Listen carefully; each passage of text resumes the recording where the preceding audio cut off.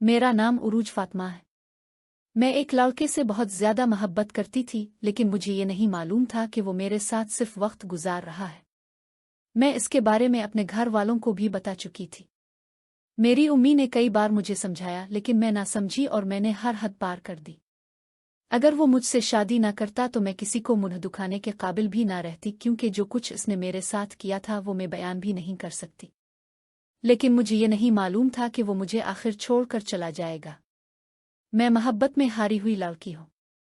मैं इसके साथ 7 साल के रिश्ते में रही।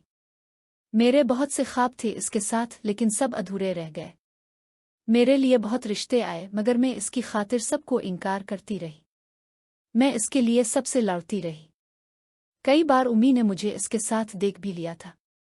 उन्होंने मुझे मारा भी, मैंने खुदकुशी की भी कोशिश की, क्योंकि वही मेरे लिए सब कुछ था। लेकिन वो मुझे छोड़ गया, कुछ कहे बगैर खामोशी से दूर हो गया। फिर एक दिन इसने मुझे अपनी बारात वाले दिन कॉल की और कहा कि वो शादी कर रहा है।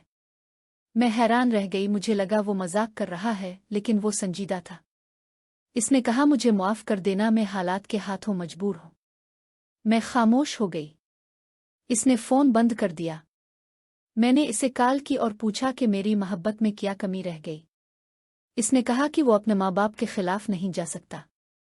मैंने इसे अल्लाह का वास्ता दिया कि मुझे छोड़ कर ना जाए।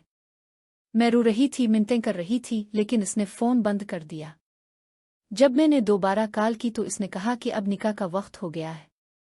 मैंने इससे कहा कि मेरे साथ किए गए वादों का क्या करूं। इसने सिर्फ इतना कहा कि मुझे मुआफ कर दो। मैंने कहा क्यों मुआफ करूं? कसूर तो मेरा था कि मैंने तुम पर एतबार किया। मैंने कहा खुश रहना, लेकिन तुमने मेरी जिंदगी बर्बाद कर दी। तुम्हारे ख्वाब मेरी आंखों में दफन हो गए हैं और तुम्हारे वादों का जनाजा मेरी धड़कनें रोज उठाएंगी। मैंने सोचा शायद मैं कभी अपने शौहर से भी मोहब्बत ना कर सकूं, क्योंकि मोहब्बत में हार हमेशा लड़की की ही होती है। कुछ अरसे बाद इसने मुझे दोबारा कॉल की। वो रो रहा था। इसने कहा कि इसकी 4 बेटियां हैं और उसकी बीवी इसे छोड़कर चली गई है। मैंने कहा मैं क्या कर सकती हूँ। वो मुआफ़ी मांग रहा था, कह रहा था कि वो भी एक माँ है अब और मेरी तकलीफ समझता है। मैंने इसे हौसला दिया और कहा कि अल्लाह आपकी बेटियों के नसीब अच्छे करे, और ये भी कहा कि मैंने तुमसे मोहब्बत की थी और मोहब्बत करने वाले बद्दुआ नहीं देते। फिर मैंने इसे कहा कि दोबारा मुझे कॉल ना करना, क्योंकि मेरा बेटा अब 10 साल का हो गया है और मैं नहीं चाहती कि वो मेरे बारे में कुछ गलत सोचे। इसने आखिरी बार मेरा नाम लिया और कॉल बंद हो गई। आज भी इसके वादे मुझे तड़पाते हैं, लेकिन मैं इसके लिए दुआ ही करती हूँ। मैं सब मर्दों से कहना चाहती हूँ कि किसी लड़की को टाइम पास समझकर उसके जज्बात से ना खेले। याद रखें, अल्लाह सब कुछ देख रहा है और हर अमल का बदला मिलता है। और लड़कियों से भी यही कहूंगी कि अंधी मोहब्बत में अपनी इज्जत और जिंदगी को दांव पर ना लगाएं। अल्लाह हाफिज।